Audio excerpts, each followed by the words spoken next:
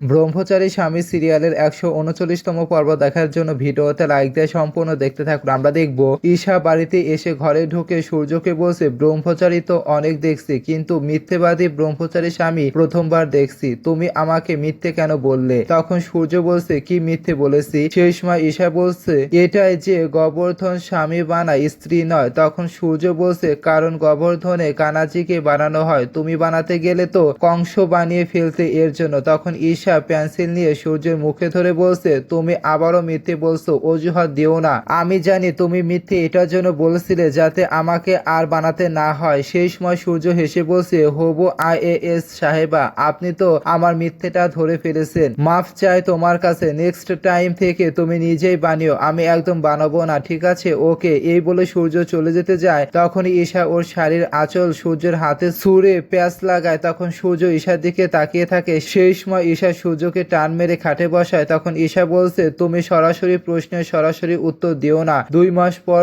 দিও, ঠিক আছে? তখন সূর্য বলছে, ঠিক আছে, তাহলে শোনো, তোমার গোবরের গন্ধ একদম সহ্য হয় না, তাই আমি তোমাকে সাহায্য করেছি, শুনে নিয়েছো? খুশি এবার? তখন ঈশা বলছে, অনেক খুশি। তুমি আমাকে নিয়ে এতটা ভাবো, কিন্তু কেন? আমি তোমার কে হই? সেই সময় সূর্য ঈশার দিকে তাকিয়ে থাকে আর মনে মনে বলছে, মন বলছে তোমাকে এখনই বলে দেই তুমি এখন আমার জন্য কতটা স্পেশাল, কিন্তু ততক্ষণ কিছু বলবো না যতক্ষণ না আমি তোমার যোগ্য না হই। তো বন্ধুরা, কেমন লাগে সিরিয়ালটি কমেন্টে অবশ্যই জানিয়ে দেবেন।